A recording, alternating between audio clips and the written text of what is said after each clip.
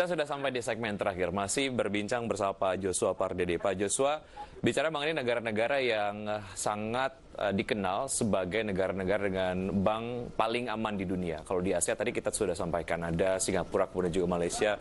Di global ada Swiss, Jerman, dan lain sebagainya. Apa sih sebetulnya yang dimiliki oleh negara-negara ini sehingga mereka dapat memiliki sebuah ekosistem industri perbankan yang dikategorikan sangat-sangat aman oleh banyak pihak gitu ya, sehingga kemudian secara trust bisa sangat-sangat tinggi kepada negara-negara ini?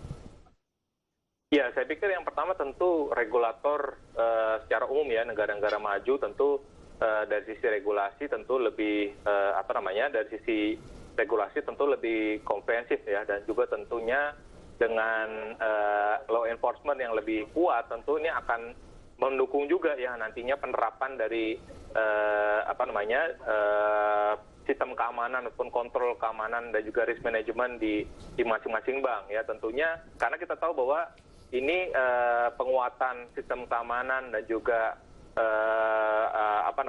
tentang terkait dengan untuk menjaga tadi keamanan nasabah ini juga sangat penting karena ini berkaitan juga dengan reputasi ya, reputasi bank, reputational risk. Jadi kalau bank-bank yang tadi dapat meningkatkan awareness-nya ya untuk menghindari adanya terjadinya tindak money laundering ya, dan juga fraud, itu tentunya kan akan meningkatkan juga dengan sendirinya reputasi ya.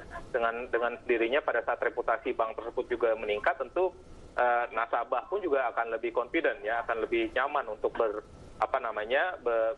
berbisnis dengan bank tersebut gitu.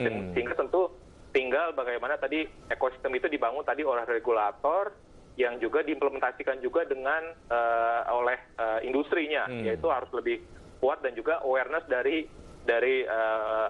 nasabah itu juga sendiri ya. Baik. Jadi kan karena dari sisi pengetahuan dan juga informasinya juga harus benar-benar ditingkatkan tadi terkait dengan SDM dari perbankan itu, sehingga tadi untuk mengurangi tindak-tindak terjadinya money laundering dan juga misalkan terjadinya fraud. Ya, Pak Joshua, supaya secara regulasi ataupun mungkin industri perbankan lah ya bisa betul-betul lari kencang supaya kita dikategorikan sebagai juga negara yang industri perbankannya aman dan ini dapat meningkatkan tingkat kepercayaan masyarakat ataupun investor untuk kemudian berbisnis dengan bank-bank yang ada di Indonesia. Iya, saya pikir ini perlu kita terapkan juga ya, bagaimana contoh sukses dari penguatan fraud risk management di negara-negara yang dikatakan tadi aman ya bagi pengelolaan sistem data nasabah, dan juga tadi untuk keamanan dari data nasabahnya sendiri. Ini juga tentunya perlu kita terapkan ya, bagaimana tadi membangun ekosistem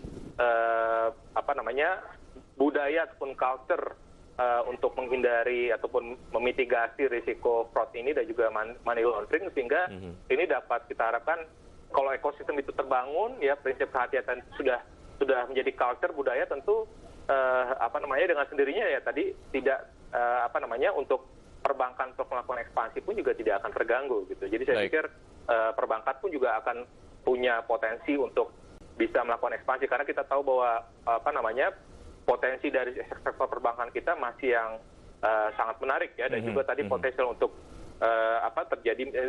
terlihat dari misalkan kredit to GDP di Indonesia yang relatif masih paling rendah dibandingkan di kawasan ASEAN, sehingga ini menjadi salah satu indikasi juga bahwa daya tarik sektor perbankan Indonesia ini masih sangat menarik, tetapi perlu didukung juga tadi oleh penguatan sistem kontrol keamanan dan juga upaya-upaya untuk memitigasi terjadinya fraud ataupun money laundering yang bisa berpotensi terjadi di industri perbankan. Yang paling penting adalah setiap pihak memberikan kontribusi yang maksimal agar industri keuangan ataupun specifically perbankan di Indonesia secara sistem keamanannya akan semakin kuat.